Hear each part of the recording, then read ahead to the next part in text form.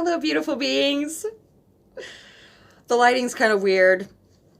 I just couldn't wait. I couldn't wait to shower or makeup or anything like that because, these little tests keep coming back around. Like, have you got this one yet? And, I know I recorded several videos as I've been going through the process with my alcoholic roommate, my male alcoholic roommate. Alcoholic men have by far been the greatest presenters for me for working on issues that I have. So I've been living with one for over a year now and have learned so much, and just in the last couple months things have become incredibly peaceful because I've been learning not to become unconscious myself while witnessing somebody else's unconscious behavior. The huge challenge for me has been when I perceive that an unconscious person's behavior is hurting another person or an animal. Then I go from feeling peaceful and centered to rage. That fast. Rage. And I want to react. I want to react so bad. So last night, and I've been noticing for a couple months now, and so has he, we've talked about it.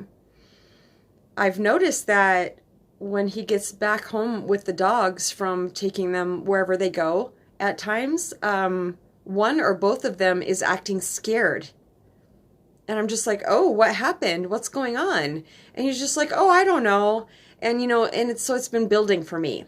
And I've also noticed when he's in the living room on the couch, the dogs are out there with him. All of a sudden, one dog will run in my room like they're scared of something. And I go and I'm just like, what's wrong? You can tell when a dog's scared. What's wrong, honey? And she won't come out of my room and she won't go near him. Literally, she'll follow me. I'll be like, come on with me, and bring her out in the living room, and she's hiding from him behind me. I'm like, so you really don't know? Like, all of a sudden, you don't know why she just ran scared and won't come near you. No, I don't have any idea. We were just having a really good time. Yeah, he's drunk. Okay, so anyway, I won't ever, no, I'm not going to copy how a drunk person sounds again. No, that felt terrible. Anyway, so I do have a point. So, I brought up, and I at times I'm able to, sometimes I can't, I haven't really gauged, how drunk he is. Sometimes he seems, kind of okay. So last night I said, man, that's just so weird, because it happened again last night. Daisy, my dog, wouldn't get out of his truck. She was scared. And that was just so bizarre. I said, okay, this is happening so much. And I tried to just be super peaceful about it. I said, Ryan, it's really weird. I'm really hoping you can figure this out sometime, because it really only seems to happen, when you guys have been gone somewhere, or when, you guys are all in the living room. One will run in my room because they seem scared. And I said, so hopefully you'll be able to go, oh, that's what it is. Well, no. He immediately got angry with me and called me dumb, and you're so dumb. We're nothing alike, thank God. And you need to open your mind. And that was brutal. So, I'm feeling rage at this moment. And I turned around and I walked away and I said, please help me, because I want help staying in my center. I don't want to become unconscious, but I felt it happening, because when I'm focused on his unconscious behavior, I'm becoming unconscious myself. So I walked down the hall and came in my room, and he said something else very mean. And I turned around, and what I've been learning to set boundaries for myself and not get bullied. So there's a fine line here. It's a balance between reacting and standing up for myself. So I walked back out into the living room and I interjected myself into his space. I got down to his level, his face level, interjected myself, had my hands on my knees, and I said, why are you being so mean to me? And he literally was crawling up the back of the couch. It made me really happy. And I wasn't being mean. I was just setting a very firm boundary. Why are you being mean to me? And I got some satisfaction out of that, just seeing his reaction. Anyway, so I said, it's not necessary to be so mean to me. We're having a discussion about the dogs. And oh boy, whatever. So I turn around and I come back down in the hall into my room, and there's a blanket hanging over my door because his room is right on the other side of the hall. And I can't live in here. I can't have my door shut all the time. So I hung a blanket a few days after I moved in. And so he follows me down the hall, and he's in the hall, and he's trying to explain to me how last Sunday one of them got scared and they weren't around him. Well, I remember exactly how it happened because I haven't drank for almost 16 years, and there's a difference between my memory and his memory, especially as he's drunk, as he's telling me that he can remember it better than me. I know this all sounds very childish at times. However, I'm learning this stuff.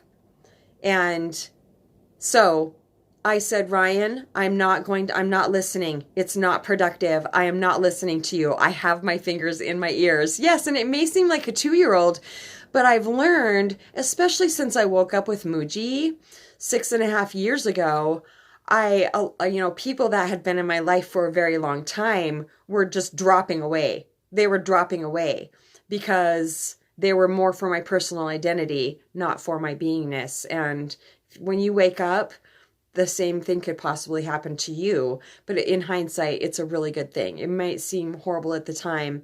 But one thing that I learned going through that initial process is the universe weeding my people garden. I had been friends with somebody for over 30 years, and she sent me a text message, and the moment I saw that it was mean, I didn't read it. I deleted it because, that's all my mind needs is to be fed. It's hard to stop thinking about hurtful things that people say, especially things that people say coming from people that you felt like you were really, really close to at one time. It's very hard. It's been very difficult for me to stop thinking about that. So I didn't listen to the mean things he was saying because I didn't want to have a harder time to, let go of the resistance I was feeling in my body, and I didn't want to react. And I had so much rage. I felt so much rage in me at the time that I really felt like if I listened to what he was saying just on the other side of my blanket, there was a chance that I would physically react because I really want to.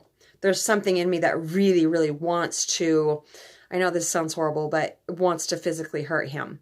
I don't though.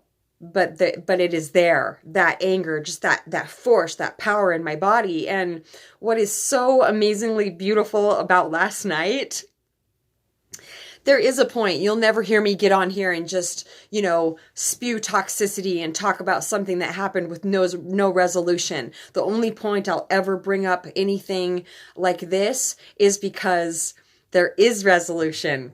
And I've been putting a piece of paper and a pen on my floor beside my bed because, some of the most profound realizations I get are right when I'm falling asleep or when I'm in the shower. And they said that that's of course because we've released so much resistance. We're at an extremely resistant free time during those times. And so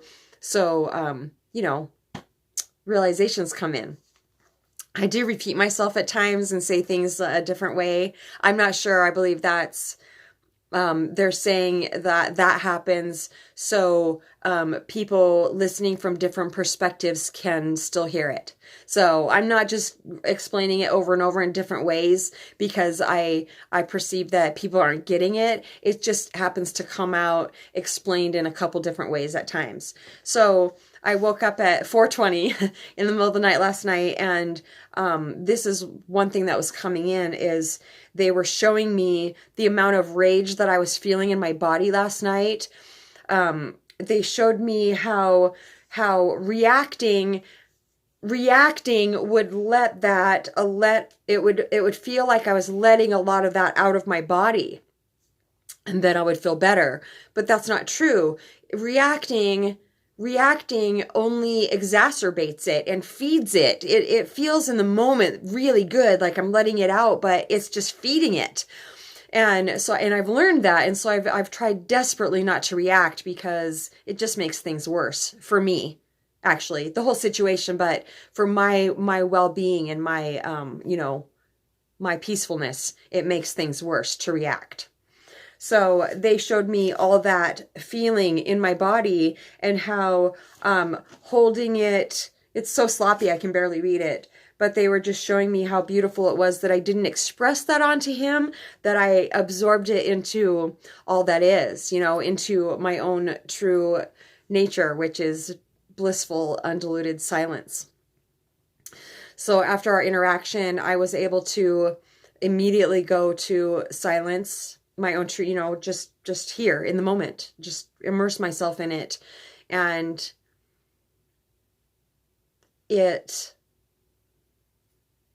my body was shaking. My mind was still like making comments about what a piece of shit he is. And, just the commentary was going. My body was shaking. I could still feel the anger inside of me, but I was peaceful because I am peace. That's our true nature. Like we are that. They're saying specifically, obviously, peace and joy and happiness are the perfume of, it comes from our natural state of what we are. And so I sat and I closed my eyes and I dove inside and I just immersed myself in myself. And it was absolutely incredible how fast it dissipated.